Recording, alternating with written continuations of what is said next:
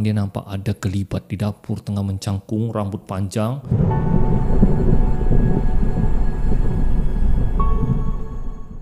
Assalamualaikum warahmatullahi wabarakatuh dan salam sejahtera. Selamat datang ke channel Ali Bosku.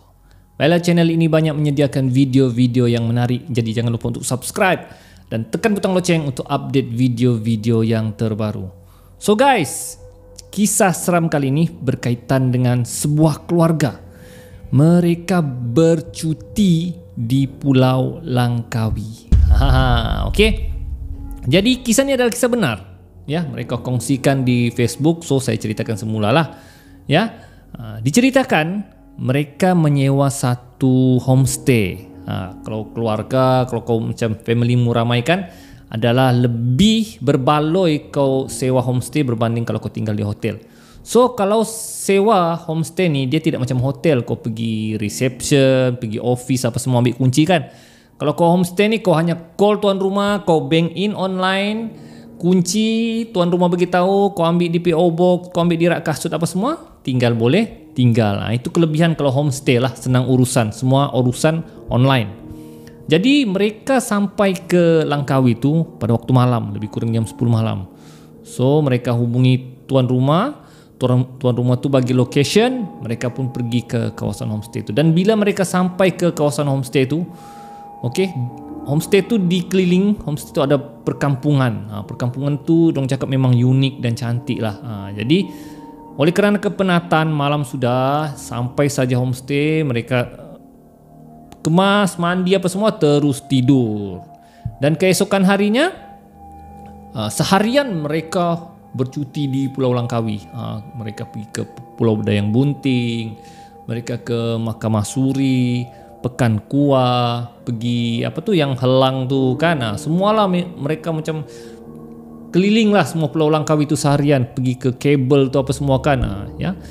Jadi sampai waktu malam lah baru durang pulang semula ke homestay. Dan bila durang pulang pada malam kedua tu, pulang ke homestay tu, yang peliknya, rumah-rumah kampung yang di tepi tu semua elektrik dia mati, tidak berlampu dan macam tidak ada orang. Jadi orang pelik, kenapa rumah-rumah di sekeliling homestay kita ni mati kan? Ada blackout ke apa? Tapi rumah homestay dorang tidak blackout, hidup. Jadi mungkinlah firasat dorang, mungkin peraturan kampung ni kan. Jadi orang tak kisah sangat lah. So mereka masuk, dan kebetulan malam tu ada final Gegar Vaganza. Jadi si isteri ni beria sangat mau tengok. Dia cakap, bang, aku mau tengok Gegar Vaganza malam ni, kamu berehatlah dulu, dia cakap. Jadi si suami ni sudah penat dan anak-anak dia mandi apa semua, terus pergi tidur di bilik masing-masing lah. Jadi si isteri lah tengok seorang diri, tengok Gegar Vaganza di ruang tamu. Tengah-tengah isterinya tengok TV Gegar Vaganza, tiba-tiba dia terdengar suara sayup-sayup orang menangis. Dia cakap, macam ada orang menangis, dia cakap kan. Jadi dia cuba perlahankan volume TV dan cuba dengar. Dan bila dengar betul-betul, memang betul guys, ada orang menangis dalam homestay tersebut. Jadi dia heran. Dia cuba cek bilik anak dia, tengok anak dia tengah nyenyak tidur. Dia cakap, kan suami aku pula. Dia tengok, cek suaminya pun tidur. Jadi dia cuba dengar betul-betul, memang ada suara menangis. Dan bila dia cuba cari di mana suara menangis tu, rupa-rupanya di dapur homestay tersebut. Dan bila dia cuba intai, dia nampak ada satu kelibat macam perempuan tengah mencangkung duduk di dapur. Ya, dalam kebetulan lampu dapur masa tu off. Jadi dia nampak, astagfirullahaladzim, dia cakapkan, siapa tu? Kembang dulu rumah isteri dia. Dia terus lari ke bilik, bangun suami dia. Bang, bangun bang. Dia cakap, bang. Suami dia bangun. Kenapa nih? Bang, coba aku dengar dulu bang. Ada kau dengar suara orang menangis kah? Jadi suaminya dengan mamai dia dengar. Dia cakap, siapa menangis, anak kita kah? Bukan bang, dia cakap. Ada benda menangis di dapur bang. Hantu kali bang. Dia cakap, mana ada hantu? Betul bang, dia cakap. Ayo bang, ikut saya bang. Jadi suaminya pun dengan baru bangun, cuba ikutlah tengok betul ke ada benda menangis. Dan bila suaminya dengar betul-betul, memang sah ada seorang menangis.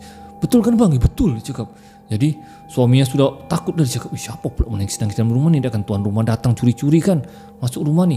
Dan bila suami dia cuba intai, memang dia nampak ada kelibat di dapur tengah mencangkung, rambut panjang, kain baju putih dan menangis sambil menggaru-garu lantai, mencakar-cakar lantai. Woi guys, terkejut lah. Suami isteri terkejut, ya Allah, apa benda ni? Dia cakap, apa benda yang kita nampak ni? Apa benda yang di dapur tu? Jadi suami coba baca doa lah, Allahu la ilaha illa, 3 kul ayat kursi. Makin si suami baca, makin kuat suara menangis tu guys, makin kuat. Si isteri menangis, bang, kenapa tu bang, apa tu bang? Astagfirullahaladzim, dia cakap. Jadi durang, apalagi terus lari ke bilik anaknya. Ya, bilik anaknya berkunci.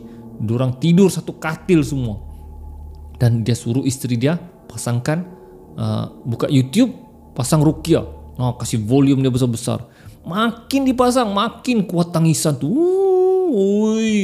Makin ketakutan, berdebar-debar jantung. Ya Allah, dia cakap kan. Dan tangisan tu makin lama makin dekat ke bilik mereka. Dan sampai satu masa betul-betul di luar bilik mereka sambil mencakar pintu. Gitu kan. Menangis, isteri dia menangis bergegar. Suami dia pun mau tunjukkan berani, susah juga ya. Benda tu betul-betul di luar bilik. Jadi apa yang mampu hanya baca doa dan takutlah.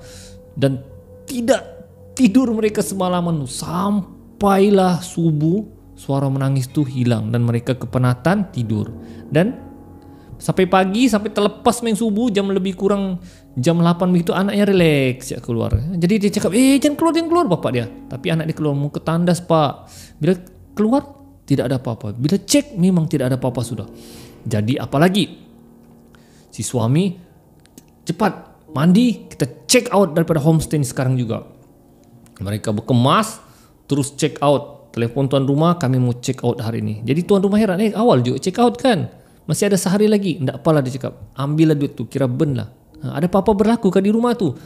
Jadi si isteri larang cerita. Yang cerita lah bang, biarlah situ bang, dia cakap. Jadi si suami tak ceritalah ya. Dia cakap mau pulang segera, ada emergency. Dan bila mereka keluar daripada homestay tu, mereka terkejut. Yang di awal tadi mereka nampak ada perkampungan di keliling homestay tu. Bila mereka keluar, tak ada perkampungan. Yang ada hanya hutan semak samun. Rupa-rupanya rumah homestay tu dia rumah persendirian. Ya, di kawasan macam kawasan kebun lah. Yang di awal mereka nampak tadi. Jadi mereka terkejut. Mana kampung tadi? Suami isteri terkejut. Jadi mereka